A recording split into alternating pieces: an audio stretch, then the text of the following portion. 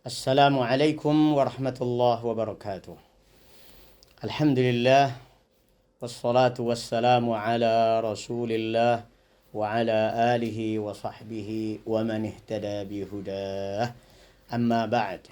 Kita lanjutkan kajian kita Kitabut Tauhid, memasuki pembahasan babu man jaa'a fi dzabhi li ghairillah, yang tertulis dalam kitab di hadapan saya ini man jaa'a fi dzabhi. Ini tentu cetakannya yang salah. Jadi yang benar adalah ma jaa'a fi dzabhi li ghairillah. Artinya ma jaa'a adalah dalil. Dalil-dalil yang datang. Dalil-dalil yang sampai kepada kami. Ini pernyataan Syekhul Islam Muhammad ibn Abdul Wahhab rahimahullah. Dalil-dalil yang sampai kepada kami, yang kami ketahui, fi dzabhi, tentang menyembelih, li ghairillah, dengan niatan sebagai persembahan kepada selain Allah. Dalam kebiasaan kita orang Indonesia menyebutnya sebagai sesajen. Tetapi sesajen yang ada di negeri kita juga tidak selalu bentuknya sembelihan. Kalau sesajen itu sudah dalam bentuk sembelihan, ini lebih tinggi lagi, lebih dahsyat lagi, ya. Tetapi yang ada di negeri kita biasanya sesajen tidak selalu dari sembelihan hewan. Kadang-kadang berupa minuman, ya, kopi, teh manis gitu. Disajikan sebagai sesajian kepada jin atau kepada arwah, di hadapan pohon yang dianggap keramat atau di atas kuburan nenek moyang. Inilah yang kita bahas. Yang perlu kita pahami terlebih dahulu bahwa kaitan tauhid dan syirik ini selalu kaitannya dengan ibadah yang semestinya hanya ditujukan kepada Allah, karena Allah, untuk Allah saja. Itu yang disebut dengan tauhid. Itu yang disebut dengan ikhlas. Ibadah yang khalisah, murni lillahi ta'ala. Berikutnya kita pahami bahwasanya penyembelihan hewan itu masuk ke dalam jenis perbuatan manusia yang masuk ke dalam konteks ibadah. Sejarah manusia mencatat banyak sekali peristiwa penyembelihan itu pasti dikaitkannya dengan peribadatan. Kita ingat ayat-ayat yang terkait dengan insiden kakak beradik putra Nabi Adam alaihissalam antara Qabil dan Habil, berebut seorang wanita. Kemudian Allah subhanahu wa ta'ala menguji mereka berdua dengan menyembelih hewan. Penyembelihan hewan tersebut sebagai kurbanun. Kurban artinya usaha pendekatan diri kepada Allah Azza wa Jalla. Nah, sesajen itu sesungguhnya adalah mempersembahkan sesuatu sebagai usaha untuk mendekatkan diri kepada siapa? Ini yang jadi masalah. Kepada siapa? Untuk Allah. Kepada Allah. Demi Allah. Atau kepada selain Allah. Nah, sekarang kita baru nyambung dengan judulnya ini. Ma jaa'a fi dzabhi li ghairillah. Soal penyembelihan hewan untuk selain Allah. Baik. Syekhul Islam Muhammad ibn Abdul Wahhab rahimahullahu taala menurunkan dalilnya di sini dari Al-Qur'anul Karim. Yang pertama, Qauluhu ta'ala, a'udzu billahi minasy syaithanir rajim. Qul inna salati wa nusuki wa mahyaya wa mamati lillahi rabbil alamin la syarika lahu wa bidzalika umirtu wa ana awwalul muslimin Kata Allah Azza wa Jalla, qul, katakanlah wahai Muhammad, sampaikan kepada umatmu, inna salati, sesungguhnya salatku, wa nusuki, juga penyembelihanku,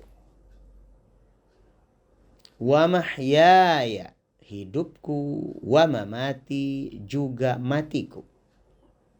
Salat, penyembelihan, hidup dan mati, semuanya lillahi rabbil alamin, untuk Allah, demi Allah, karena Allah rabbil alamin.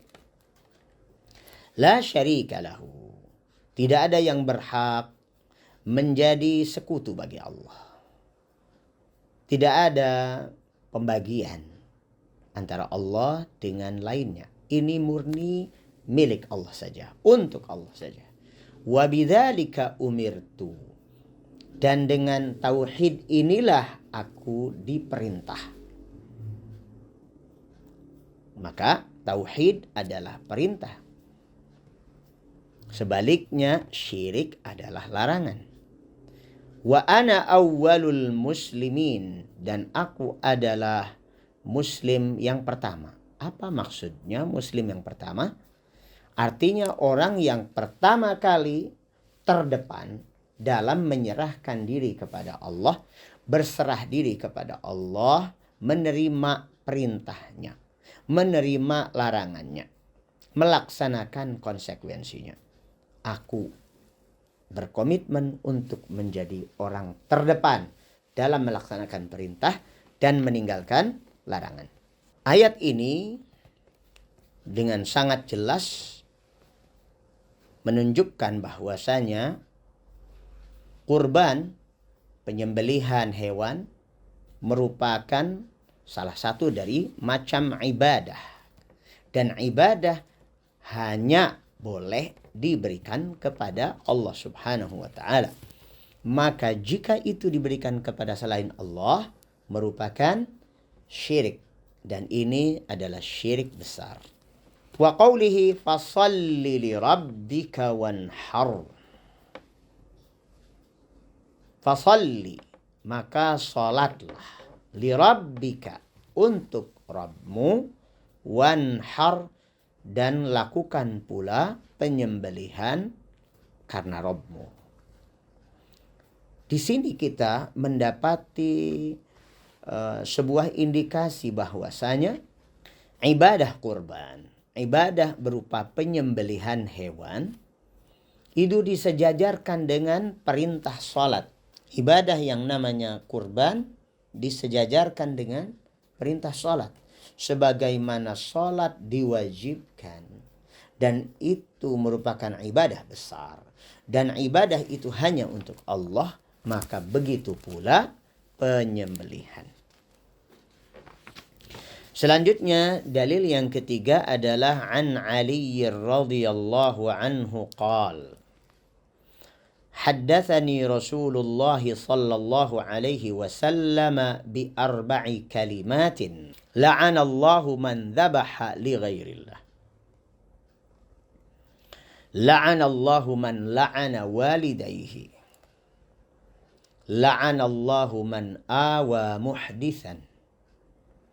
La'ana Allahu man ghayyara manaral ard. Rawahu Muslim. Hadis sahih dalam Sahih Muslim ini mengandung pernyataan Rasulullah sallallahu alaihi wasallam tentang efek dosa besar daripada syirik kepada Allah Azza wa Jalla berupa penyembelihan untuk selain Allah. Kita dengarkan apa kata Ali ibnu Abi Thalib radhiyallahu anhu. Kata beliau, haddatsani Rasulullah. Rasulullah sallallahu alaihi wasallam mengutarakan kepadaku, menyampaikan kepadaku bi arba'i kalimatin, 4 hal, 4 poin. La'anallahu man dhabaha li ghairillah. Allah melaknati orang-orang yang menyembelih hewan untuk selain Allah. Ini poin pertama. Dan ini yang langsung tertuju pada judul bab kita ini. Selanjutnya, la'anallahu man la'ana walidayhi. Allah melaknati orang-orang yang melaknat kedua orang tuanya. Yang ketiga, la'anallahu man awa muhdisan. Allah melaknati orang-orang yang menaungi, melindungi para kriminal, orang-orang yang telah melakukan dosa besar, termasuk muhdisan adalah orang yang melakukan bid'ah. Orang-orang yang melakukan bid'ah disebut muhdis. Perilakunya disebut muhdats. Seperti yang ada di dalam hadis lain, kata Nabi SAW, man ahdatsa fi amrina hadza. Barang siapa yang melakukan sesuatu yang muhdats, artinya melakukan bid'ah. Itu melakukan atau membuat kreasi ajaran baru bertentangan dengan ajaranku ini. Maka makna awa muhdisan juga mengenai orang-orang pelaku bid'ah, para pengajar dan penyebar serta pendakwah bid'ah. Allah laknati. Yang keempat, la'anallahu man ghayyara manaral ard. Allah melaknati orang-orang yang merubah-rubah patok-patok tanah, tanda-tanda batas-batas kepemilikan tanah. 4 hal ini dikabarkan dengan gaya bahasa khobar, uslub khobar, tapi maknanya insya. Ini adalah bentuk informatif, kalimatnya bentuknya informatif, tetapi maknanya doa. Memakai fi'il madhi, artinya la'anallahu man dhabaha li ghairillah. Semoga Allah laknati orang-orang yang menyembelih hewan dengan niat untuk selain Allah. La'anallahu man la'ana walidayh. Semoga Allah melaknati orang-orang yang melaknati kedua orang tuanya. La'anallahu man awa muhdisan. Semoga Allah melaknati para pelindung kriminal, para pelindung dosa besar, para pelindung kejahatan, termasuk para pelindung bid'ah. La'anallahu man ghayyara manaral ard. Semoga Allah melaknati orang-orang yang merubah-rubah batas tanah. Ikhwati fillah, rahimanillahu wa iyyakum. Sungguh sangat mengerikan efek negatif dari dosa syirik yang berupa penyembelihan untuk selain Allah Azza wa Jalla. Kita dapati di masyarakat kita, untuk suksesnya sebuah pertanian misalnya, orang menyembelih ayam, kemudian darahnya dikucurkan di sekeliling sawahnya, kemudian dicacak-cacak tubuh ayam tersebut dan diletakkan di sebuah wadah, kemudian diletakkan entah itu di atas tiang atau di pojokan sebuah sawah. Atau juga bisa jadi sapi atau kerbau. Seperti yang pernah kita dapati pada kasus Sumur Lapindo. Sumur Lapindo. Tahun berapa ya? Beberapa tahun yang lalu. Sudah lama. Betapa banyak pihak-pihak klinik, para dukun, kemudian datang dari penjuru Nusantara. Mereka datang dengan membawa sapi, mereka sembelih. Atau bahkan mereka tidak sembelih, melainkan langsung didorong sapi tersebut ke dalam lumpur panas tersebut. Menurut mereka itu adalah sebuah persembahan. Persembahan kepada siapa? Persembahan kepada jin yang ada di situ. Dan ini adalah syirik yang bertumpuk-tumpuk. Syirik double. Multiple syirik. Ya, multiple syirik, bukan multiple choice, tapi multiple syirik. Pertama, syirik dari sisi keyakinannya dulu. Meyakini bahwa ada selain Allah Subhanahu wa ta'ala yang menjaga Sumur Lapindo. Ada selain Allah Azza wa Jal yang mampu mendatangkan malapetaka seperti halnya Sumur Lapindo tersebut. Kemudian mereka melakukan ritual penyembelihan hewan tersebut untuk dipersembahkan kepada yang diyakininya itu sebagai penghuni atau penguasa daerah situ selain Allah Azza wa Jalla. Ya, maka ini syirik yang kompleks ya. Terdiri dari keyakinan dan amal, perbuatan, semuanya syirik kepada Allah.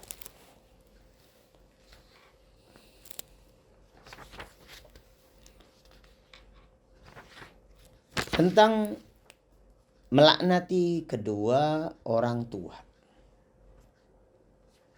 Melaknati kedua orang tua tidak selalu maknanya bahwa ada seorang anak mendoakan jelek atau menyumpah-nyumpahi kedua orang tuanya. Bukan itu. Bukan hanya itu. Kalau itu sudah sangat keterlaluan.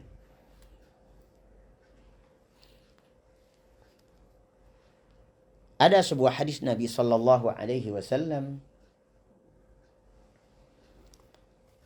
berbunyi begini.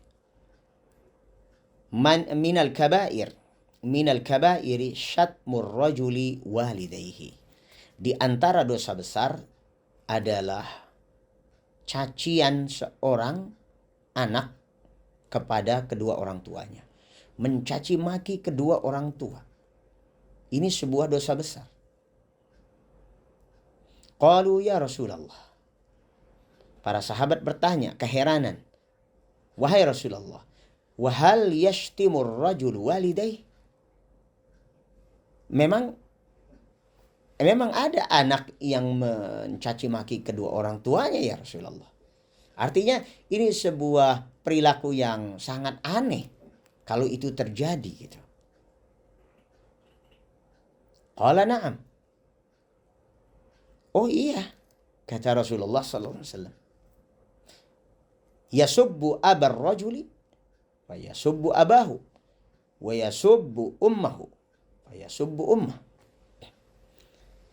Bagaimana itu bisa terjadi? Mungkin seorang anak tidak sampai hati mencaci maki kedua orang tuanya, tapi bisa jadi dia menjadi sebab orang tuanya jadi dicaci maki. Dia menjadi sebab orang tuanya dicaci maki, mendapatkan cacian. Bagaimana itu bisa terjadi? Seorang anak bertengkar dengan anak yang lain. Seorang pemuda bertengkar dengan pemuda lain. Seorang perempuan bertengkar dengan perempuan yang lain. Saling mencaci maki. Sampai kemudian anak si A mencaci maki ibunya atau bapaknya si B. Akhirnya si B membalas mencaci maki bapak dan ibunya si A. Itu pun namanya mencaci maki kedua orang tuanya. Artinya menjadi penyebab yang menyebabkan kedua orang tuanya sendiri dicaci maki oleh orang lain. Selanjutnya dalil berikutnya adalah wa an Tariq bin Shihab anna bahwa Rasulullah sallallahu alaihi wasallam qaal bersabda dakhala al-jannata rajulun fi dhubabin wa dakhala an-nara rajulun fi dhubabin. Kata Rasulullah sallallahu alaihi wasallam, ini sebuah cerita, sebuah kisah nyata terjadi di zaman lampau. Ada seseorang masuk surga gara-gara seekor lalat. Sementara ada lagi satu yang lain masuk neraka gara-gara seekor lalat juga. Qalu wa kaifa dzalika ya Rasulullah? Para sahabat bertanya, bagaimana itu bisa terjadi wahai Rasulullah? Bagaimana itu prosesnya? Bagaimana itu runut ceritanya? Qal Rasulullah sallallahu alaihi wasallam mulai menuturkan kisahnya. Marra rajulani ala qaumin lahum sanamun la yajuzuhu ahadun hatta yuqarriba lahu syai'an. Dulu ada dua orang laki-laki melintas pemukiman suatu kaum. Kaum tersebut memiliki aturan. Siapapun yang melewati, siapapun yang melintasi wilayah kami, tidak boleh masuk dulu sebelum dia membuat persembahan. Apa saja persembahan itu? Nah, di sini berarti persembahan ini juga tidak selalu sebuah penyembelihan hewan. Kemudian faqalu li ahadihima. Para penjaga kampung tersebut mengatakan kepada orang yang pertama, qarrib, kamu nggak boleh lewat dulu sebelum kamu bikin persembahan. Ayo, bikin persembahan dulu kepada berhala kami. Qal laisa indi syai'un uqarrib. Kata orang tersebut, saya tidak punya apa-apa, saya tidak bawa bekal apa-apa yang bisa saya persembahkan kepada berhala kalian. Qalu lahu qarrib walau dzubaban. Pokoknya kamu harus membuat persembahan meskipun dengan seekor lalat. Tangkap lalat, kemudian bikin persembahan ini kepada mbah berhala.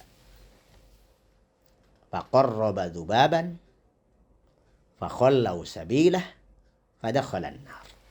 Kata Nabi SAW, akhirnya orang tersebut mengambil seekor lalat, membunuh seekor lalat, kemudian dijadikannya sebagai persembahan kepada berhala kaum tersebut, maka berakhir hidupnya masuk neraka. Bagaimana dengan orang yang kedua? Wa qalu lil akhar.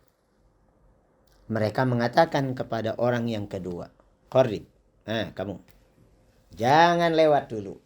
Harus bikin persembahan dulu kepada berhala kami.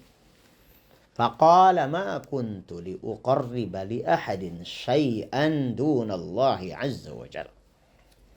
Orang yang satu ini kekeh, punya prinsip yang kuat, tauhidnya kokoh. Katanya apa? Aku tidak bakalan dan tidak seyogianya aku memberikan persembahan kepada selain Allah azza wa jalla. Akhirnya mereka marah, dipancunglah orang tersebut, dibunuhlah, fadarabu unuqahu fadakhala al-jannah. Orang itu mati, tapi kemudian masuk ke dalam surga. Hadis ini sahih riwayat Al-Imam Ahmad. Jadi masalah persembahan kepada selain Allah ini sangat beresiko. Sesajen yang dilakukan oleh seseorang, apakah itu bentuknya sembelihan hewan besar atau hewan kecil atau hanya seekor lalat. Apalagi persembahan itu berupa makanan enak, opor ayam dan sebagainya yang mestinya itu manusia yang memanfaatkannya, dimakan oleh manusia. Kenapa disia-siakan dan diletakkan di tempat yang diyakini itu keramat, ada penunggunya, penguasanya. Penguasa alam semesta ini hanya Allah Subhanahu wa taala. Tidak ada bahaya yang akan menimpa kita kecuali seizin Allah. Dan tidak akan ada orang yang bisa memberikan manfaat kepada kita, nolongin kita, selama Allah tidak nolongin kita. Demikianlah dalil-dalil yang disampaikan oleh Syekhul Al-Imam Muhammad ibn Abdul Wahhab rahimahullah ta'ala dalam bab ini. Kita bertemu kembali insyaAllah pada bab berikutnya. Assalamualaikum warahmatullahi wabarakatuh.